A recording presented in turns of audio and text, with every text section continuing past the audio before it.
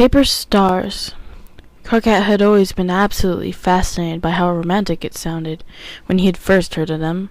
1,000 paper stars to grant a wish? It was just like one of the best in his vast collection of movies. But it wasn't until a while later that he actually started making them. After finding out how to make them after a quick Google search, he set to work, knowing in his pan that it wouldn't do anything, but still young and naive enough to hold on to a shred of hope. It took a while and used up lots of paper, star after star after star.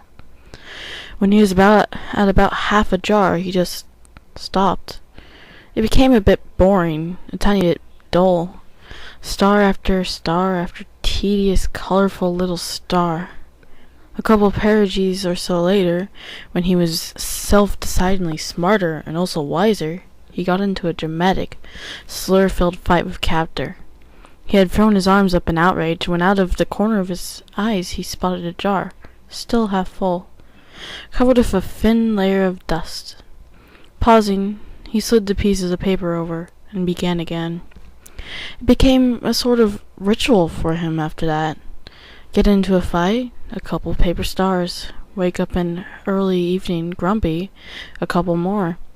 After a short while of this, the jar was full.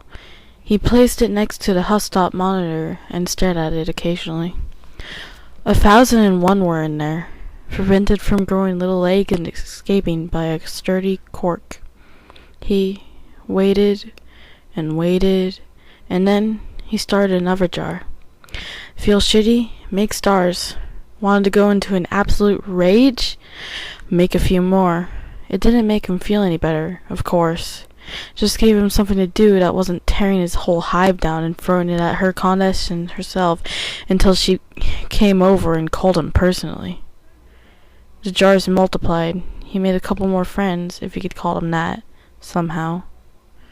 More colors went into the mix. Sooner or later, 12 separate colors filled up the jars. When he had been thrust into the game, he'd started making them with a fury, anything to stay inside and not look at the nauseating color of his land. The jars piled up. He got more and more frustrated with each one as time went by, but he kept them there, as brightly colored silent confirmation that magic doesn't exist, and he'd never get any of his wishes granted. Self-destruction is a beautiful thing.